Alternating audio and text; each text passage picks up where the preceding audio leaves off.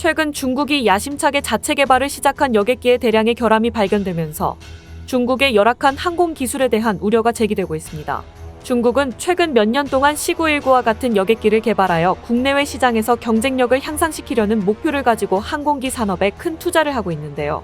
그러나 최근 C919에 대해 중대한 결함이 알려지면서 오히려 중국의 무리한 항공기 개발 사업이 중국의 항공 산업에 엄청난 악재가 되었다는 분석이 지배적입니다. 오늘은 이에 대해 알려드리겠습니다.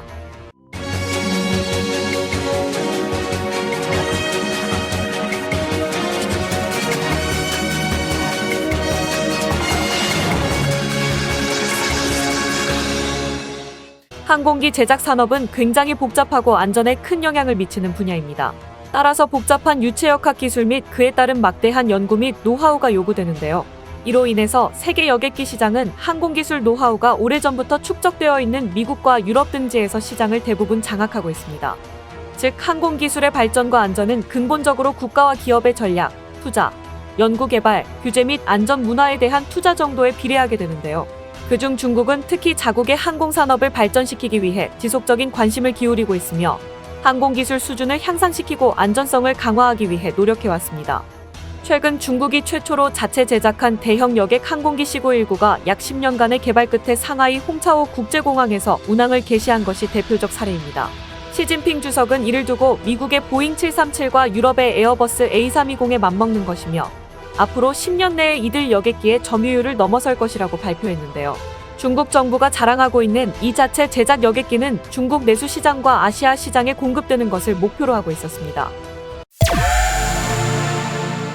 이처럼 최초의 중국산 대형 여객기 비행은 중국의 항공기술 성과를 보여주기 위한 중국 정부의 자신만만한 노력이었지만 불과 한 달도 안 되어 C919에서 동체 균열이 발견된 사례가 보도되었습니다.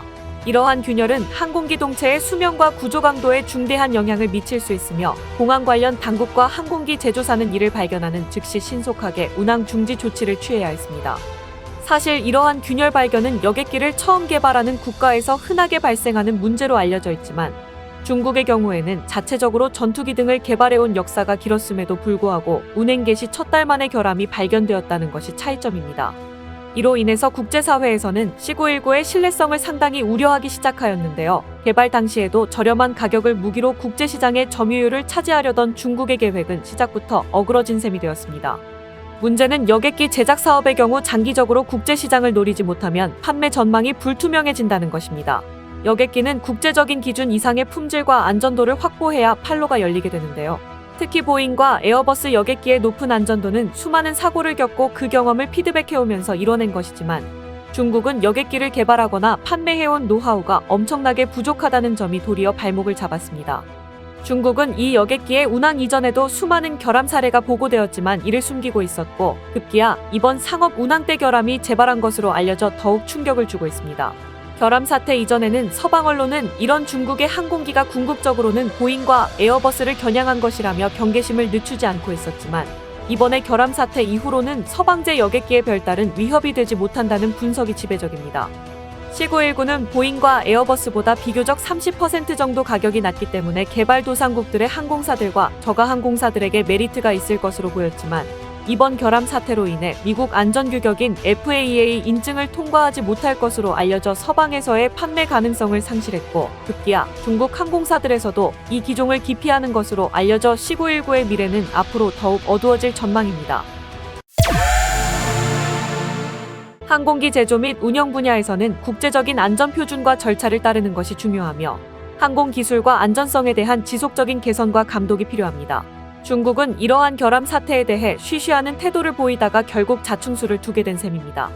중국은 이러한 자국의 항공 산업에 대한 태도를 반성하고 더 나아가 결함을 인정하고 고치려는 자세를 보여야 할 것입니다. KTV 오늘 보도 여기서 마칩니다. 시청해주셔서 감사합니다.